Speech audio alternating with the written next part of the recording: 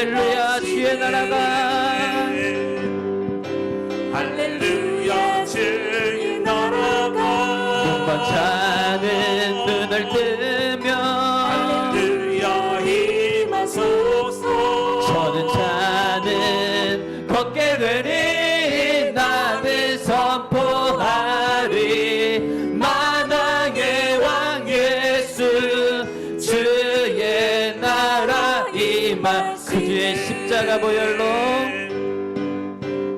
그 주의 십자가 보혈로 죄 씻음 받기를 원하네 내 죄를 씻으신 주 이름 찬송합시다 찬송합시다 찬송합시다 내 죄를 씻으신 주 이름 찬송합시다 죄악을 속하여 주신 주 내 속에 들어와 계시네 십자가 앞에서 주 이름 찬송합시다 찬송합시다 찬송합시다 내 죄를 씻으신 주 이름 찬송합시다 주 앞에 흐르는 생명수 날 씻어 정하게 하시네 내 기쁨 정성을 다하여 찬송합시다 찬송합시다 찬송합시다 내 죄를 씻으신 주 이름 찬송합시다 내 주께 회개한 영혼은 생명수 가운데 젖었네 흠없고 순전한 주 이름 찬송합시다 찬송합시다 찬송합시다 내 죄를 씻으신 주 이름 찬송합시다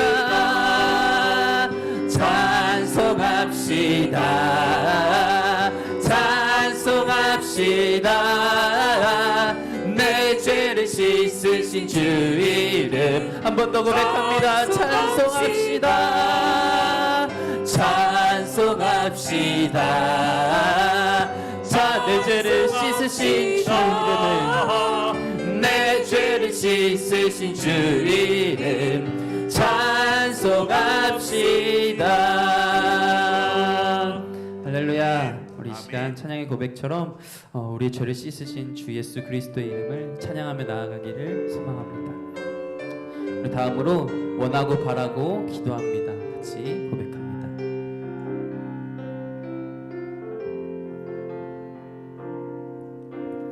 이 세상을 살아가는 동안에 나의 힘을 의지할 수 없으니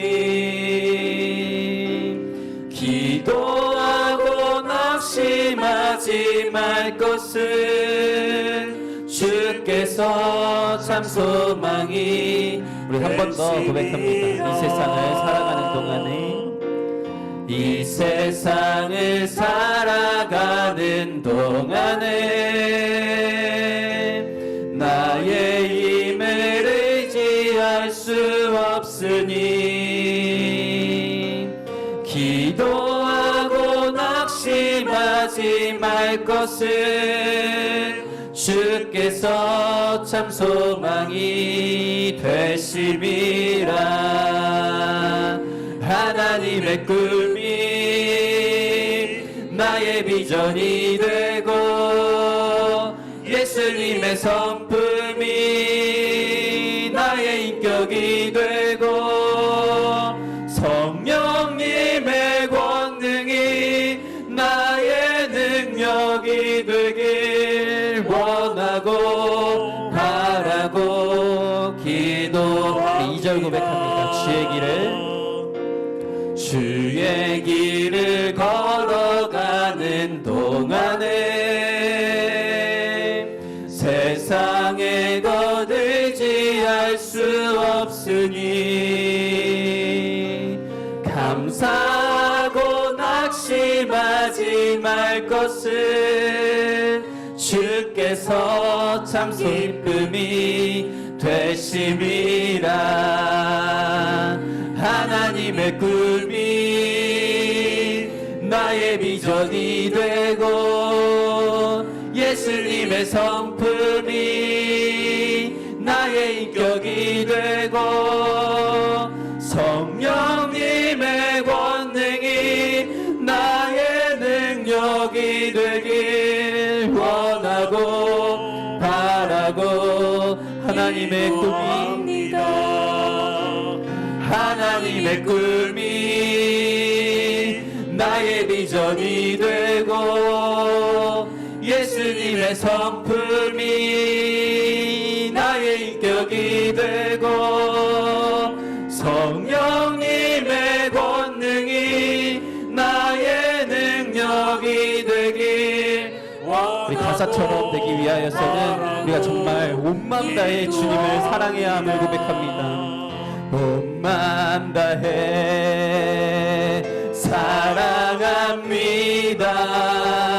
온 마음 다해 주 알기 원하네.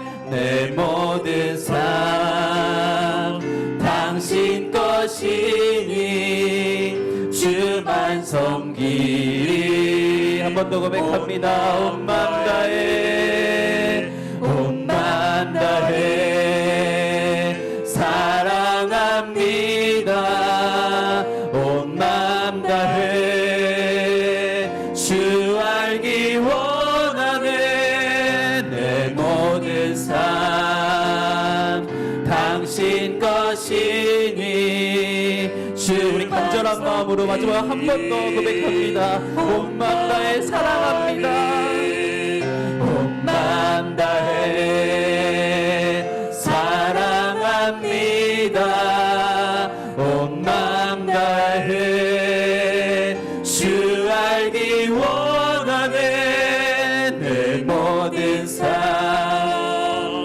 당신 것이니 주만 섬기리. 온 마음 다해.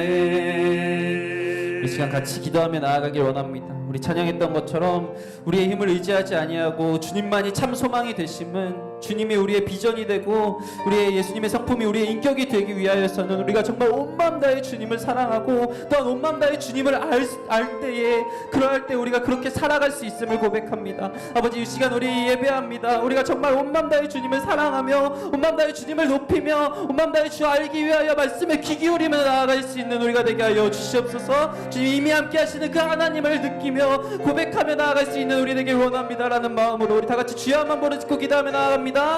주여.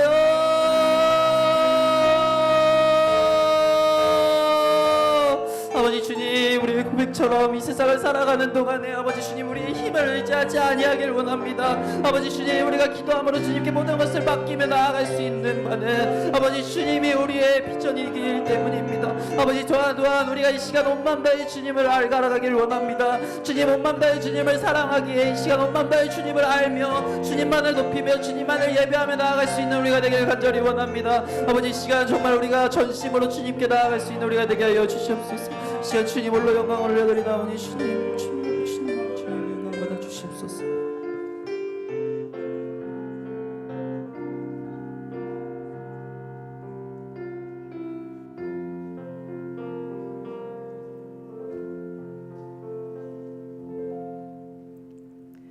참 좋으신 우리 아버지 하나님, 우리가 주의 자녀임을 알게 하시고 또 오늘 허락하신 복된 주일에 거룩히 안식일을 지키라 하신 말씀을 순종하여 예배의 자리에 참석해 하시니 참으로 감사와 찬양을 올려드립니다. 주님, 이상기온에 의한 가뭄, 기근, 홍수로 또 전에 알지 못했던 질병으로 이곳 저곳에서의 민족 간 종교 간의 분쟁으로 세상이 소란하고 평안하지 못하며 또한 우리나라뿐만 아니라 여러 나라에서 정치, 사회, 경제 모든 부분에서 분열되어 미움과 질시가 넘쳐나고 있습니다.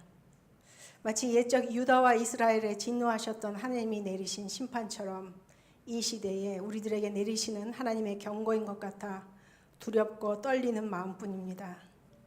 성령님, 이러한 때에 우리 믿음의 자녀들이 베옷을 입고 제에 앉아 있는 것과 같은 진실되고 겸손한 마음으로 우리의 모든 죄악을 고백하며 주의 용서하심을 간구하도록 우리의 심령을 만져주시기 원합니다.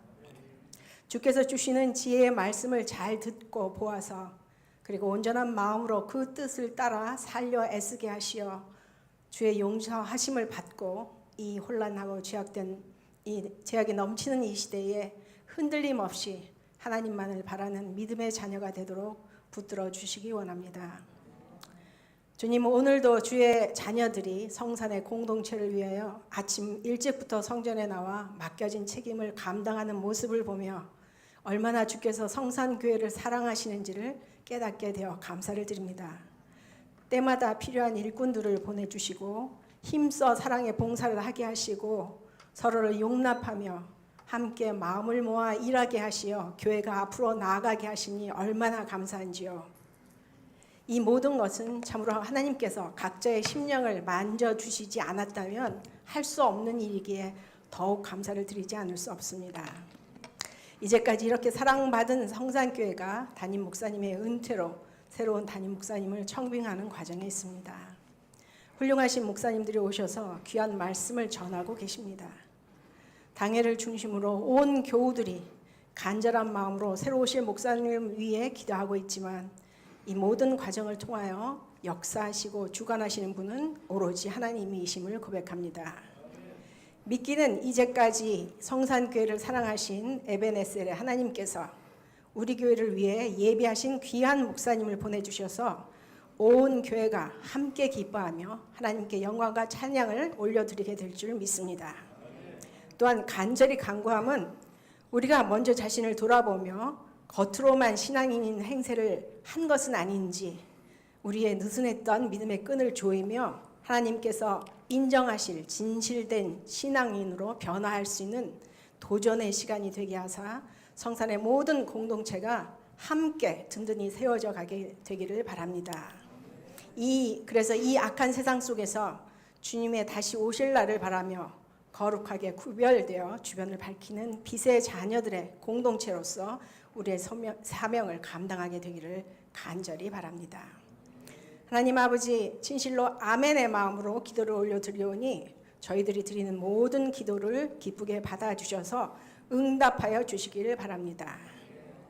오늘도 주께서 귀 쓰시는 주의 종 조익필 목사님께서 말씀을 전하십니다.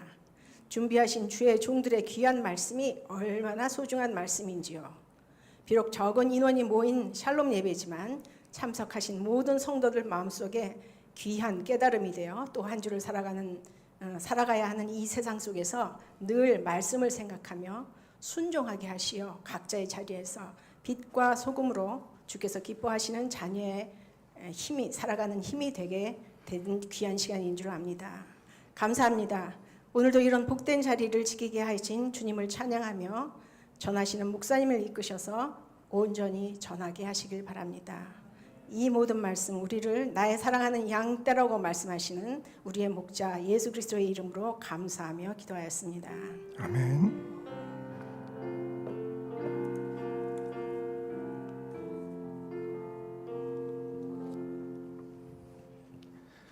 이 시간 우리에게 주시는 하나님 말씀은 고린도전서 7장 17절에서 24절까지 말씀입니다. 제가 가진 성경으로는 신약성경 271쪽에 있습니다.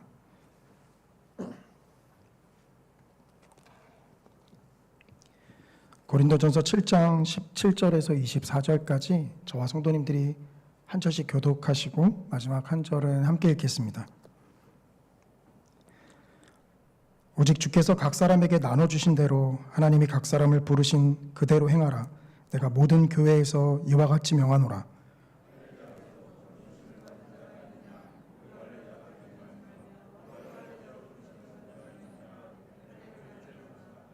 할례 받는 것도 아무것도 아니요 할례 받지 아니하는 것도 아무것도 아니로되 오직 하나님의 계명을 지킬 따름이니라. 내가 종으로 있을 때 부르심을 받았느냐 염려하지 말라. 그러나 내가 자유롭게 될 수 있거든 그것을 이용하라.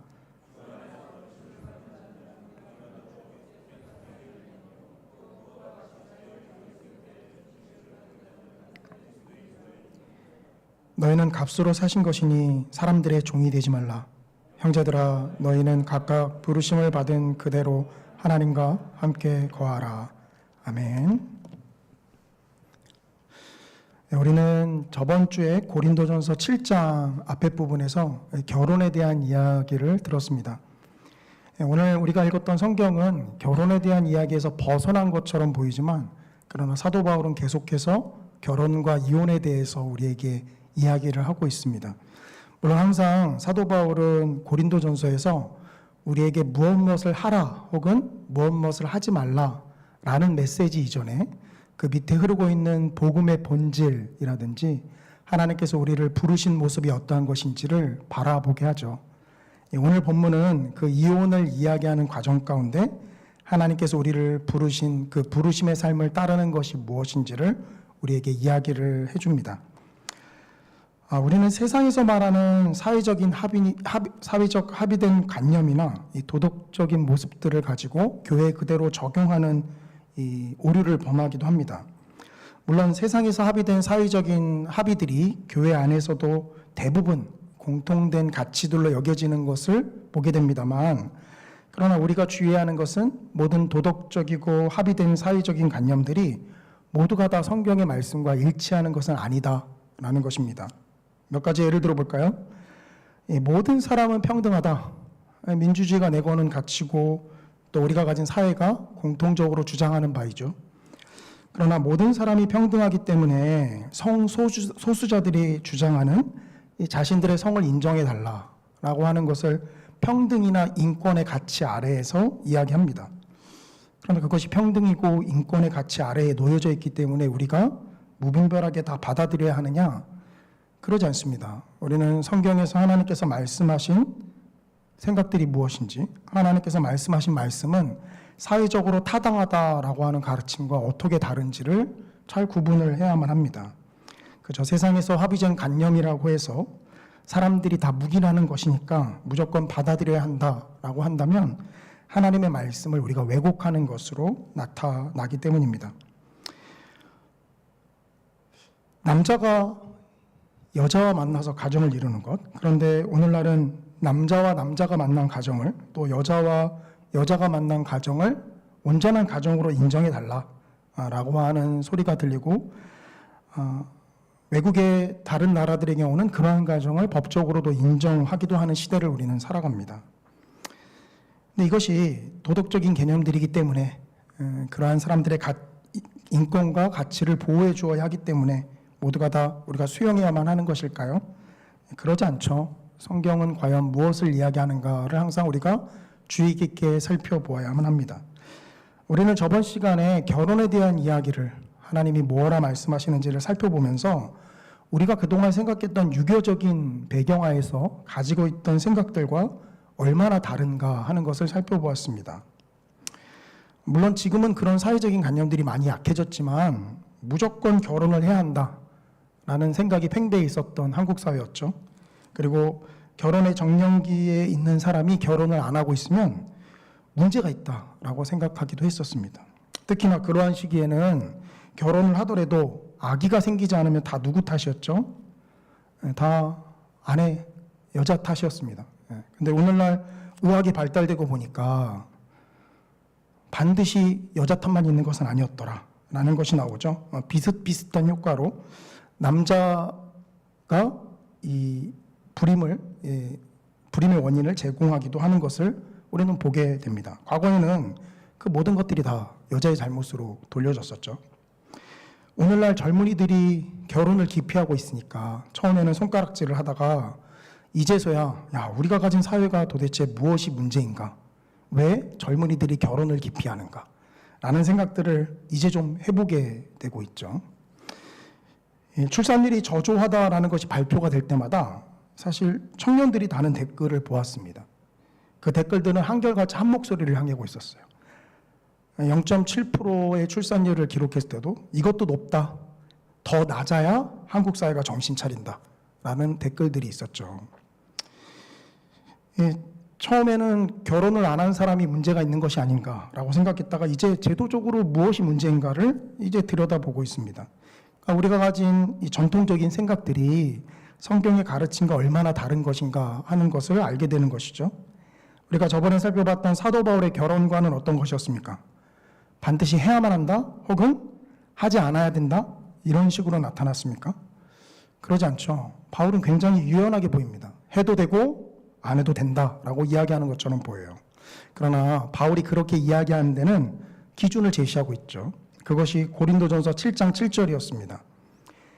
나는 모든 사람이 나와 같기를 원하노라. 그러나 각각 하나님께 받은 자기의 은사가 있으니 이 사람은 이러하고 저 사람은 저러하니라. 이 결혼에 대한 사도 바울이 제시하는 기준은 무엇입니까? 우리는 이런 걸 보면 하라는 거야, 말라는 거야만 관심을 가지죠. 복잡하게 생각하는 거 싫고 하라면 하고 말라면 말자 라고 우리가 접근을 하는데 사도 바울은 뭐라고 이야기하고 있습니까? 하나님이 각 사람에게 나누어 주신 은사대로 하라라고 이야기합니다. 혼자 살더라도 정욕의 죄를 짓지 않는 사람이면 결혼을 안 해도 된다라고 이야기를 하고요. 그 정욕의 죄가 자신을 불같이 타게 만들면 결혼을 해야 한다라고 사도 바울은 이야기를 하고 있죠. 반드시 해야만 한다라고 했던 우리의 그 유교적인 관념과 얼마나 벗어나 있는가 하는 것을 보게 됩니다. 그리고 사도 바울은 이혼에 대해서도 이야기를 했었죠. 오늘 본문 말씀은 이 이혼에 대한 이야기에서 계속해서 문맥이 이어지는 것입니다. 고린도전서 7장 13절과 15절을 좀 연달아 보겠는데요. 어떤 여자에게 믿지 아니하는 남편이 있어 아내와 함께 살기를 좋아하거든 그 남편을 버리지 말라. 15절입니다. 혹 믿지 아니하는 자가 갈리거든 갈리게 하라. 형제나 자매나 이런 일에 구애될 것이 없느니라. 그러나 하나님은 화평 중에서 너희를 부르셨느니라. 이혼에 대한 사도 바울의 가르침은 뭐죠? 결혼관과 상당히 흡사합니다. 해도 되고 안 해도 된다라고 우리가 직관적으로 느껴지죠. 그런데 해도 된다, 이혼을 해도 된다라고 하는 이 말씀 이후에 사도 바울이 한 가지 단서를 답니다. 제가 이 부분은 사실 시간 관계상 저번 앞 시간에 다룰 때 다루지 못했는데요. 그 단서는 하나님은 화평 중에서 너희를 부르셨느니라 라는 이 표현입니다. 이혼? 믿지 않는 자가 이혼하자고 하면 해도 돼. 하지만 하나님이 너희를 화평 중에서 부르셨느니라. 단서처럼 내걸어요. 우리가 이것을 그냥 입맛대로 성경을 읽으면 마치 하나님이 우리를 부르셔서 화평 가운데 있게 하셨다라고 생각하기 쉽습니다. 그런데 화평 중에서 너희를 부르셨다. 화평 안에서 너희를 부르셨다라고 하나님이 이야기하고 있어요. 제가 예를 하나 들어서 설명해 볼게요. 지옥 같은 가정폭력에 시달리던 아내가 있었습니다. 그런데 그가 예배에 나와서 예수님을 영접했어요. 하나님이 그를 부르셨죠. 그럼 그를 부르신 환경은 화평 가운데 부르신 게 맞나요? 한 가지 예를 더 들어보겠습니다. 사회적인 악질적인 갑질에 시달리던 사람이 있었습니다. 이 사람이 또한 예수님을 영접했어요. 그런데 그 사람이 속해 있던 그 환경, 그것이 화평 가운데 있었던 것이 정말 맞는 것입니까? 성도님들은 어떻게 생각하시나요? 하나님이 왜 우리를 화평 중에서 부르셨다라고 말씀을 하실까요? 사실 오늘 이혼에 대한 이야기의 문맥 가운데 제가 말씀드리고자 하는 핵심적인 내용은 바로 이 부분입니다. 하나님이 우리를 화평 가운데 부르셨다라는 것이 도대체 무엇을 말씀하시는가? 사실 이 화평 가운데 부르셨다라는 고린도전서 7장 15절의 말씀을 사도 바울이 오늘 본문에서 풀어서 설명을 하고 있는 것이죠. 성도님들은 예수님을 영접하셨을 때 화평 가운데 부름 받으셨습니까? 제 어렸을 때 얘기를 잠깐 드리면 물론 제가 자꾸 우리 어머니를 얘기한다고 해서 저희 어머니가 신앙이 이상하시거나 하셨던 분은 아니세요. 예. 그래도 어머니께서 새벽마다 기도하셔서 그 기도 때문에 제가 목사가 된 것 아니겠습니까? 근데 어머니께서 항상 아버지는 교회를 열심히 안 다니셨거든요.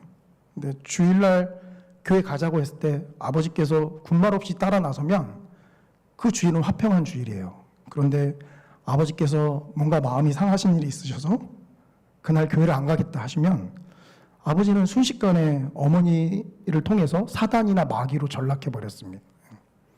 우리 집안에 사단과 마귀가 됐었어요. 교회를 가려는 것을 방해하는 사단과 마귀. 물론 저도 아버지 만만치 않게 교회 안 가겠다라고 했었는데요. 아들을 향해서는 한 번도 사단이나 마귀라고 하지 않으셨습니다. 그런 걸 보면 어머니께서 신앙을 빌미로 아버지께 그냥 하시고 싶었던 말을 속 시원히 하신 게 아닌가라는 생각도 해보게 됩니다. 이 성도님들 부름 받으셨을 때 가정에 혹은 직장에 믿지 않는 사람들 계시죠? 그리고 여전히 아마 믿지 않는 식구들이 있습니다. 과연 하나님께서 우리를 부르신 그 환경과 상황이 화평 가운데 부르신 게 맞나요? 지옥에서 여러분들을 불러내셔서 지금 화평 가운데 거하게 하셨다. 이것이 우리가 일반적으로 생각하는 것인데 지금 사도 바울은 우리를 화평 중에서 부르셨다라고 이야기합니다. 그래서 이 말씀이 도대체 무엇을 의미하는지를 오늘 본문 가운데 좀 살펴보고자 합니다. 저는 그것을 위해서요. 먼저 하나님께서 부르셨다라는 개념이 무엇인지를 아주 간단하게 좀 설명드리고자 합니다. 사실 부르셨다라는 것은 신학적으로 굉장히 중요한 표현이기 때문에 그렇습니다. 그리고 하나님께서 우리를 화평 중에 부르셨다라는 것이 도대체 무슨 뜻인지 오늘 본문 가운데 나타나는 표현들을 통해서 한번 그 내용을 살펴보고자 합니다. 결론부터 말씀드리면 성도님들이 아무리 지옥 같은 환경 가운데 계셨다 할지라도 하나님께서 성도님들을 부르신 그 환경과 상황은 화평 가운데 부르신 것이다 라는 겁니다. 지금은 잘 피부에 와닿지 않으시죠? 과연 말씀을 통해서 하나님께서 그렇게 말씀하시는 의미가 무엇인지를 우리가 한번 살펴보기를 원합니다. 먼저 하나님께서 부르셨다라는 개념을 확실하게 좀 이해할 필요가 있습니다. 이 부르셨다라는 것은 한마디로 누군가의 이름을 부르셨다라는 뜻인데요. 하나님이 왜 부르시죠? 교회에 출석하셨나 그냥 이름 부르시는 건가요? 그러지 않죠. 우리는 떨기나무 아래에서 하나님께서 모세를 부르신 사건을 기억합니다. 출애굽기 3장에 나온 사건이죠. 그뿐만이 아니죠. 다메섹으로 그리스도인들을 핍박하러 가는 사도 바울을 하나님이 불러 세우셨습니다. 그게 바로 하나님의 부르심이죠. 그런데 이 부르심은 그저 단순히 이름을 불렀다라기보다는 모세를 떨기나무에서 부르셨을 때 이미 하나님의 원대한 계획은 그 모세가 이스라엘 백성들을 이끌고 애굽을 탈출하는 사건까지 나아가고 있었다라는 거예요. 아니 그 모세의 후손들이 하나님의 백성으로 나아가는 것을 하나님께서 이미 바라보고 계셨다라는 거죠. 뭘 말씀드리는 거죠? 하나님의 부르심은 곧 그 구원의 완성을 뜻합니다. 왜냐하면 하나님께서는 실수가 없으신 분이시고 변치 않으시는 분이시기 때문이죠.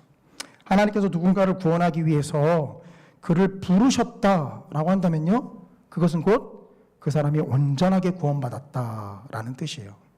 그렇기 때문에 이 부르심 안에는요, 하나님께서 우리를 불러서 회개케 시키신 것, 또 부르신 가운데 우리로 하여금 계속해서 하나님 앞에 성화의 자리로 나아가게 하는 것, 그리고 마지막 하나님의 심판대 앞에까지 우리를 이끄시는 것을 다 포함하는 개념이에요.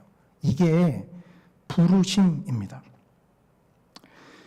좀 어려운 말이지만 웨스트민스터 신앙 고백서에서는요, 부르심을 이렇게 표현합니다. 본성적으로 죄와 사망의 상태에 놓여있던 우리를 예수 그리스도로 말미암은 은혜와 구원으로 말씀과 성령을 통하여 효력 있게 부르셨다. 이것을 부르심의 정의로 이야기를 하고 있습니다. 그런 성도님들께서 부르심을 이해하실 때요, 그냥 하나님께서 단순히 우리를 처음에 부르신 것이다 라고만 이해하시면 안 되세요. 하나님께서 우리를 불러 끝까지 이끌어 가시는 것, 그 구원의 모든 여정을 부르심 안에 다 포함하고 있다라고 생각을 하시면 됩니다. 놀랍죠? 사실은 하나님이 우리를 처음 부르셨을 때 그 부르심은 결국 하나님께서 우리를 하나님 앞에 온전히 이끄시는 그 끝을 바라보게 한다라는 거예요. 그래서 하나님께서 우리를 부르셨다라는 것에는요, 우리가 신앙생활을 똑바로 했기 때문에 하나님께서 마지막 날 우리를 받아주신다라는 게 아니라 우리를 부르신 그 하나님이 신실한 분이시기 때문에 자신의 아들을 십자가에 못 박으시기까지 우리를 구원해내신 분이시기 때문에 마지막 하나님의 심판대 앞에 온전하게 나아갈 때까지를 바라볼 수 있는 것이죠. 이게 부르심의 온전한 개념입니다. 그런데요, 우리는 성경을 읽을 때면 이 문맥 가운데 또 이 뜻을 잘 파악해야 될 때가 있죠.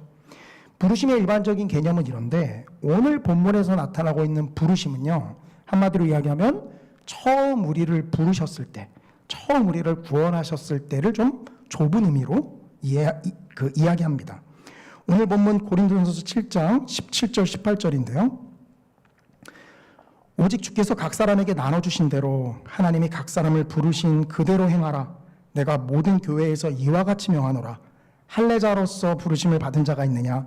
무할례자가 되지 말며 무할례자로서 부르심을 받은 자가 있느냐? 할례를 받지 말라. 명심하셔야 할 것은 지금 사도 바울이 이혼을 이야기하는 과정 가운데 이 글을 이야기하고 있다는 거예요. 그러니까 글을 읽으실 때면 이혼을 일단 머릿속에 떠올리신 상태로 좀 본문을 보셔야만 합니다. 말씀드린 대로 여기서의 부르심은요, 우리를 처음 부르신 그 상황을 뜻합니다. 물론 제가 말씀드린 대로 원래 신학적인 부르심이라는 뜻은 마지막 순간까지를 다 포함하는 굉장히 넓은 개념이에요. 하지만 본문 안에서는 여기서 하나님께서 우리를 처음 구원하시고 부르셨던 그때를 이야기합니다. 여기서 두 가지를 사도 바울이 17절에서 이야기해요. 뭘 먼저 얘기하죠? 각 사람에게 나눠주신 대로. 마치 처음에 사도 바울이 결혼에 대해서 이야기할 때 어떤 기준을 가지고 해도 되고 안 해도 되느냐라고 말할 때 사도 바울이 제시한 것처럼 각 사람에게 나눠주신 대로라고 이야기합니다. 또 각 사람을 부르신 그대로라고 표현을 하고 있어요.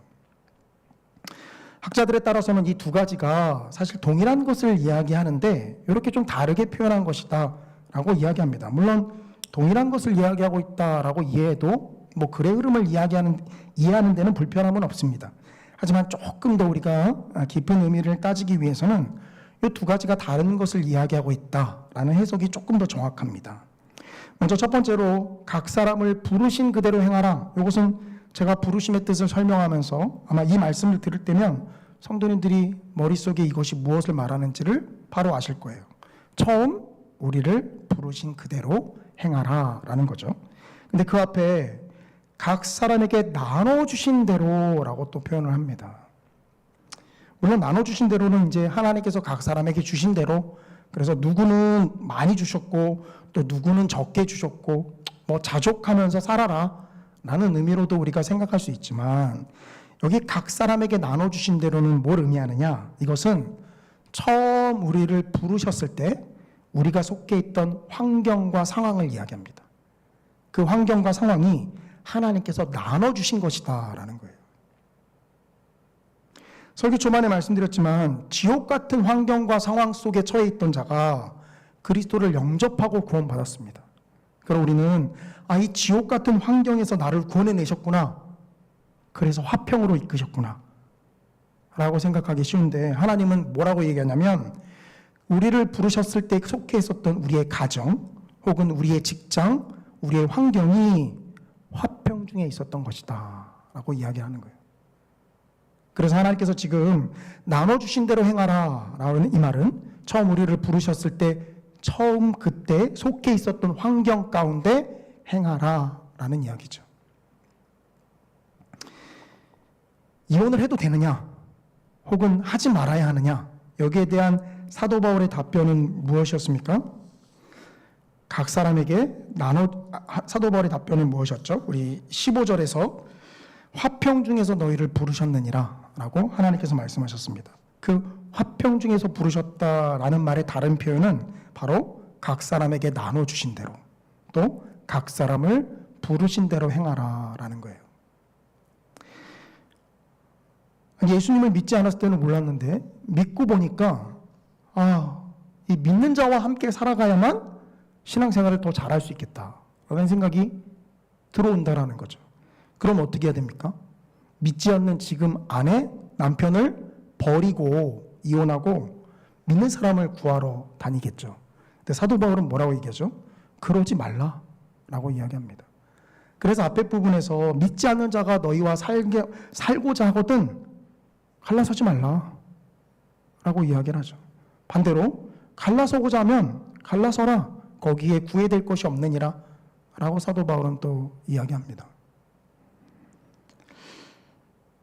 우리는 하나님께서 우리를 부르신 환경과 상황 속이 마치 온전치 못한 환경과 상황이었는데 하나님께서 그러한 환경과 상황 속에서 나를 구원해내셨다라고 생각하기 쉽습니다. 그런데 하나님은요, 지금 우리가 속해 있었던 환경과 상황이 화평 중에 있었다, 또 하나님이 나눠주신 상황이다 라고 지금 이야기를 하는 거예요. 우리가 속해 있었던 그 환경과 형편들, 이것이 하나님이 우리에게 각자에게 주신 것이었다라는 거죠. 자, 그렇기 때문에 그러면 화평 중에서 부르신 것, 이것을 우리가 도대체 어떻게 이해해야 되느냐? 왜냐하면 제가 앞에서도 예를 들어서 말씀드렸지만 분명히 지옥 같은 상황에서 구원받은 사람들이 있기 때문이죠. 그럼 그 지옥 같은 상황도 다 화평한 상황이었느냐라고 우리가 하나님 앞에 질문을 제기할 수 있겠죠. 먼저 우리가 이 하나님이 화평 중에 부르셨다라는 것에 대한 잘못된 반응들을 살펴봄으로써 온전한 반응이 무엇인지를 살펴보고자 합니다. 오늘 본문 고린도전서 7장 18절인데요. 18절과 19절을 함께 보겠습니다. 할례자로서 부르심을 받은 자가 있느냐? 무할례자가 되지 말며 무할례자로서 부르심을 받은 자가 있느냐? 할례를 받지 말라. 할례 받는 것도 아무것도 아니요 할례 받지 아니하는 것도 아무것도 아니로되 오직 하나님의 계명을 지킬 따름이니라.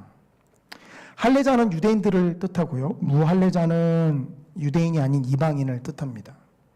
그런데 어떠한 상황에서 구원을 받았든 그것은 중요한 것이 아니다라는 거죠.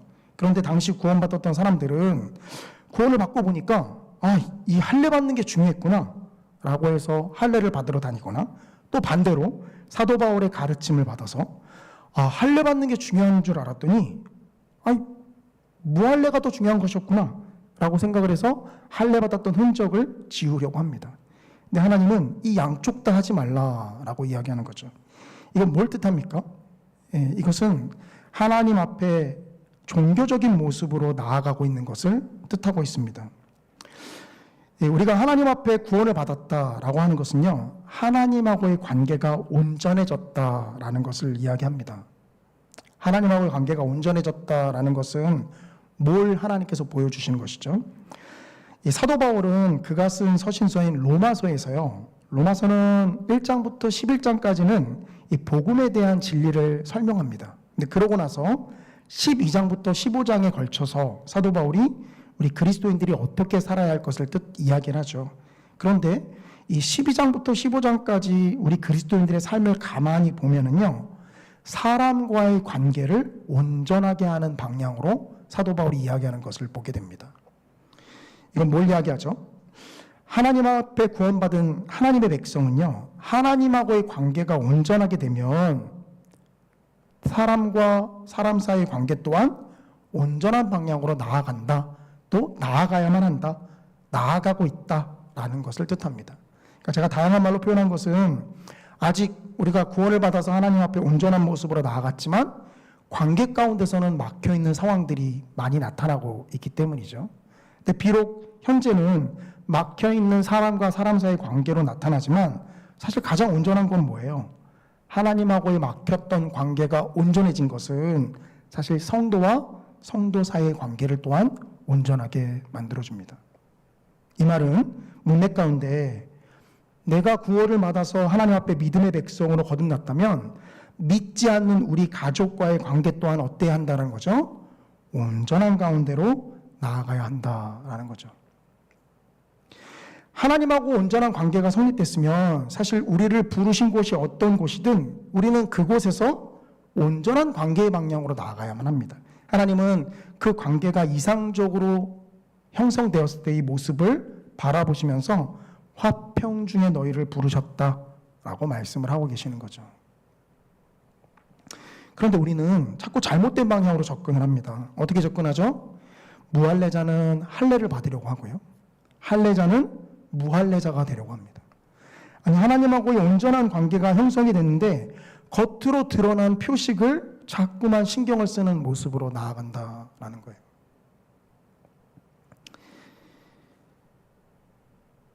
이 교회 안에서도 직분이 있습니다. 그런데 이 직분은 사실 뭘 뜻하는 거죠? 이것은 사실 그리스도 안에서의 직분은 직위의 높고 낮음을 뜻하는 게 아니죠. 뭐 직위의 높고 낮음을 뜻한다라고 해서 목사가 가장 위에 있다라고 생각을 하시는 분들이 계신데, 뭐 그렇게 생각하시면 저는 좋습니다. 그러나 그러지 않죠. 교회 안에서의 직분은 질서를 유지하기 위한 것이지 그것이 세상에서 이야기하는 계급사회의 모습을 반영하고 있는 것은 아닙니다. 그런데 우리는 여전히 죄된 속성을 갖고 있어서 높은 직분을 사모함으로 그 직분을 차지하는 것이 마치 본문에서 나오는 무할례자가 할례자가 되는 모습 혹은 할례자가 무할례자가 되는 모습으로 나타나고 있는 것이죠. 이미 성도님들은 구원받음으로 하나님하고의 온전한 관계가 성립되셨습니다. 사실 그것이면 다인데요. 우리는 그러나 겉으로 드러나 보이는 것을 자꾸만 신경을 쓰려고 하죠. 사도 바울은 할례자와 무할례자의 예만 든 게 아니라 이 당시 제도 가운데 하나였던 노예 제도를 또 가지고서 이야기를 합니다. 그것이 21절과 22절인데요. 내가 종으로 있을 때 부르심을 받았느냐 염려하지 말라. 그러나 내가 자유롭게 될 수 있거든 그것을 이용하라.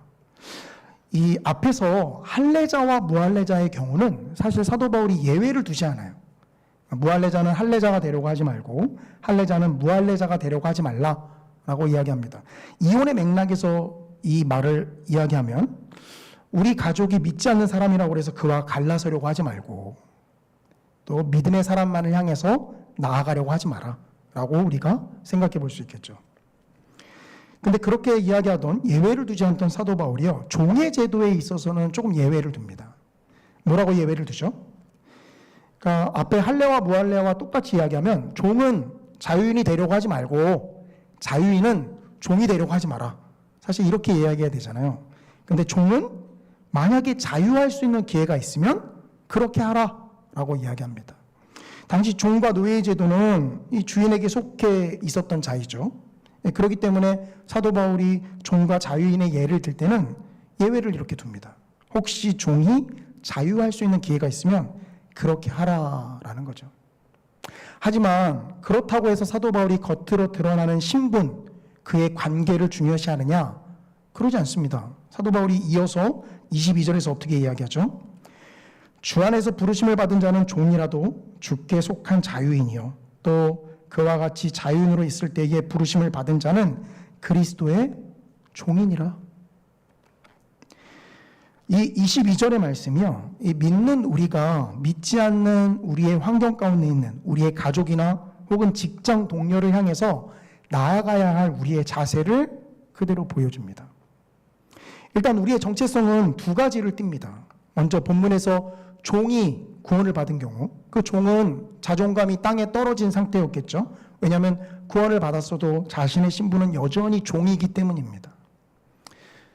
마치 우리가 하나님 앞에 구원을 받아서 감격이 넘쳐서 예배 가운데 찬송하고 하나님 앞에 영광을 돌리며 나아가지만 이 세상에 속해 있을 때는 내가 세상에서 가진 지위가 그다지 높지 않다라는 것에서 느끼는 상대적인 박탈감과 똑같을 거예요.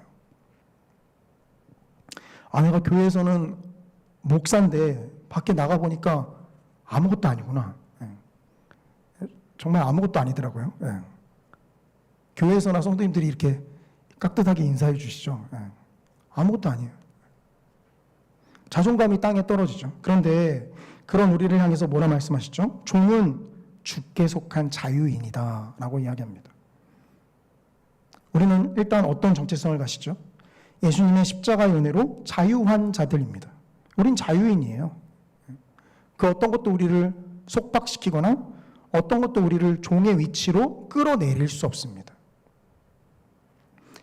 그런데 그 생각만 가지고서 우리가 우리의 믿지 않는 식구들 혹은 우리가 속해 있는 이 믿음의 온전한 모습을 보이지 않는 가정이나 직장의 환경을 바라보면 어떤 생각이 들죠? 그런 가정과 환경은 다 싹 갈아엎거나 어떻게든 교화를 시켜서 하나님 앞에 데려가야 될 것 같은 느낌을 받죠. 그런데 그럴 때 우리에게 사실 요구되는 건 뭐죠? 그걸 바로 하나님께서는 자유인의 경우를 예를 들어서 설명을 하세요. 자유인이 부름을 받아서 하나님 앞에 구원을 받았지만 그의 또 다른 정체성은 무엇이죠?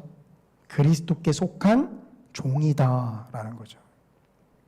우리는 자유인임과 동시에 그리스도께 속한 종입니다. 이 두 가지 중 어느 하나를 망각하거나 잘못 생각하는 순간 사실 우리가 속해 있던 환경과 과정을 향해서 온전치 못한 반응으로 나아가게 되죠. 그 가정을 버리거나 믿지 않는 사람들을 배척시키거나 이런 모습으로 나아가게 됩니다. 그러나 이 온전함, 즉 하나님께서 우리를 부르신 그 가정과 환경이 화평 중에 있다라는 이 하나님의 말씀을 우리가 삶 가운데 온전히 이루기 위해서 우리에게 요구되는 건 무엇이죠? 우리는 그리스도께 속한 종이다라는 거예요. 우리의 신앙이 점점 성숙해 가면 갈수록요, 이 자유함과 존, 이 양립할 수 없는 것이 양립됩니다. 내가 언제 종의 자세를 취해야 되는지, 언제 자유함의 자세를 취해야 되는지 분별이 돼요. 사역을 하다 보면 말씀을 준비하고 우리 아이들이 모두 잠든 시간에, 그 고요한 시간에 제가 하나님의 말씀을 깊이 묵상하는 순간은 그 누구도 저를 구속하거나 속박할 수 없는 자유함을 느낍니다. 아, 이렇게 광활한 말씀의 바다에서 제가 그걸 다 표현을 못해서 그렇죠. 아, 하나님께서 이런 은혜와 말씀의 깨달음을 주시는구나. 그때는 그 어떤 것도 저를 구속할 수 없습니다. 주님 앞에서 자유하죠. 하지만 동시에 믿지 않는 사람들 혹은 여전히 믿음이 연약한 사람들 앞에 또 어떠한 모습을 취하면서 나가죠? 종의 모습을 취하면서 나갑니다. 그렇기 때문에 우리는 섬김의 자리로 나아가려고 하고요. 믿지 않는 사람들 앞에서 콧대를 높이기보다는 그들이 더 신앙에 잘 적응할 수 있도록 낮은 섬김의 자세로 나아가는 거죠. 즉 하나님께서 우리를 부르신 그 환경과 가정이 화평 가운데 있었다. 그리고 하나님께서 주신 대로 부르신 대로 행하라라는 것은 무엇을 이야기합니까? 우리를 부르셨을 때 우리가 속해 있었던 가정, 또 여전히 믿지 않고 있는 우리의 가정과 직장의 환경 가운데 우리가 하나님의 종의 신분으로서의 모습을, 그 사명을 온전히 감당하라라는 거죠. 성도인들 마음속에 사탄과 또 마귀로 점철되어진 가족은 혹시 누가 있습니까? 혹시 마음속에 진짜 하나님께 복을 받아야 되는데 이 믿지 않는 이 식구 때문에 우리가 하나님께 복을 받지 못하고 이렇구나. 혹시 이런 생각을 하시나요? 혹은 반대로 우리 가족과 친척 중에 믿는 사람들이 너무 많아요. 장로가 되신 분들도 많고 목사가 된 분들도 많고, 그런데 사실 그것이 우리와 무슨 상관이죠? 가족 가운데 많은 목사와 장로가 혹은 친척 가운데 나왔다. 이게 도대체 하나님 앞에 우리가 내세울 만할 수 있는 것인가요?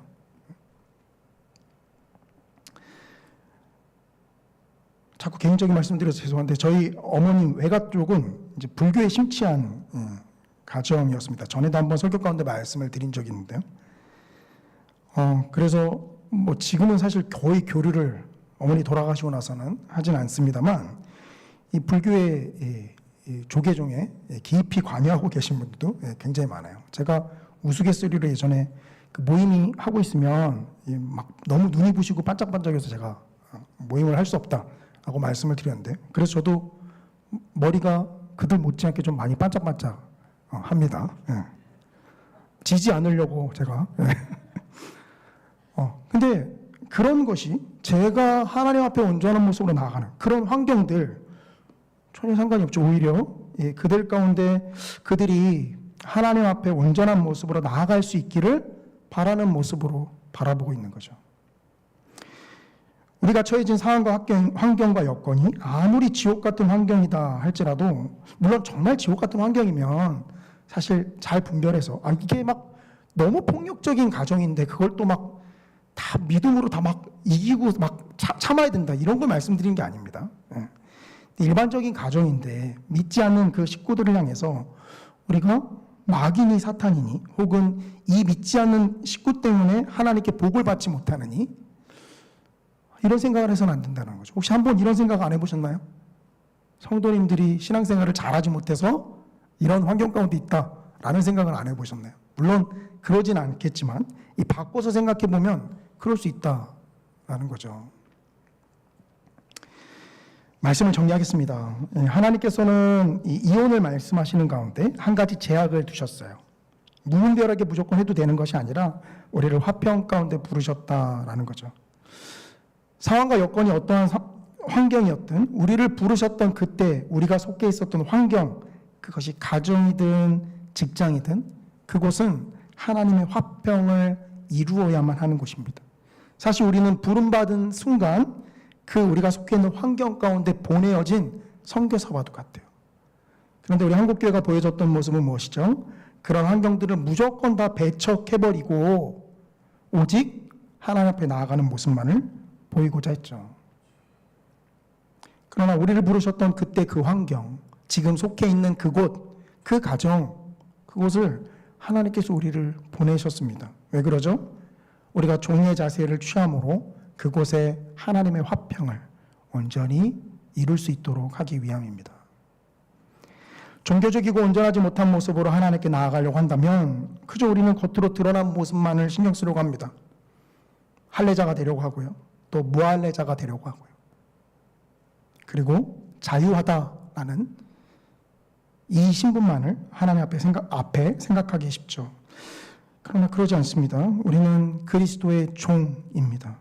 세상 그 누구도 우리를 구속할 수 없지만 동시에 예수 그리스도께 속해 있는 종입니다. 이걸 망각하시면 안 돼요.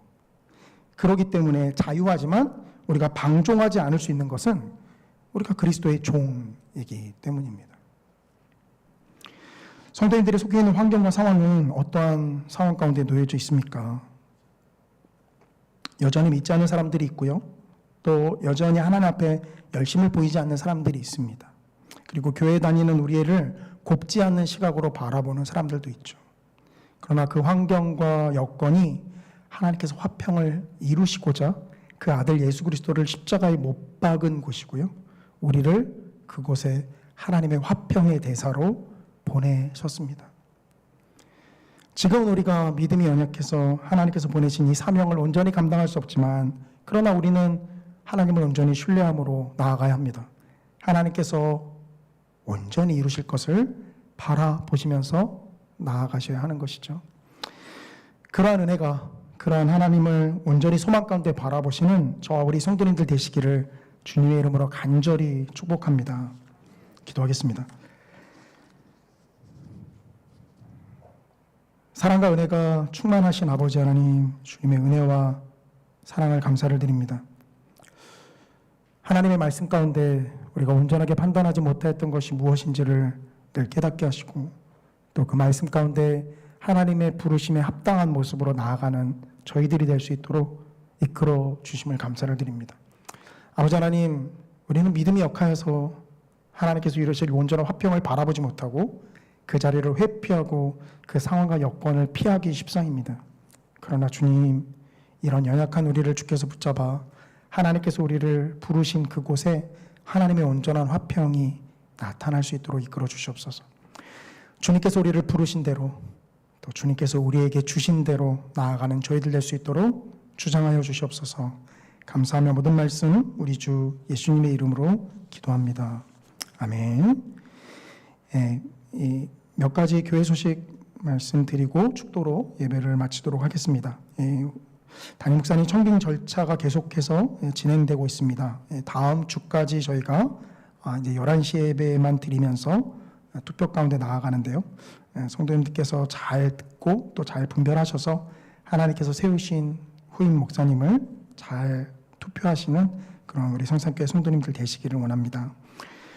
우리 청년부 여름 말씀 축제 돌아오는 이 8월 15일부터 진행이 되는데요. 성도님들께서 함께 섬겨주시는 못한다 할지라도 계신 곳에서 이 기도로 우리 이 청년부 여름 말씀 축제를 위해서 또 함께 해주시면 감사하겠습니다. 그 외에 다른 소식들은 주보를 참고해 주시기를 바랍니다. 축도로 예배를 마치겠습니다. 이제는 우리 주 예수 그리스도의 은혜와 하나님 아버지의 지극히 크신 사랑과 성령 하나님의 교통내조 역사 충만하심이 우리가 속해 있는 상황과 환경과 여건이 비록 하나님의 영광을 드러내지 못하는 자리인다 할지라도 그곳에 우리를 보내셨고 또 그곳에 하나님의 화평을 이룰 그 마음의 다짐을 하고 나아가는 모든 성도님들의 머리 위에와 또 그 가정과 속해 있는 형편 위에 이제로부터 영원토록 함께 하실지어다. 아멘.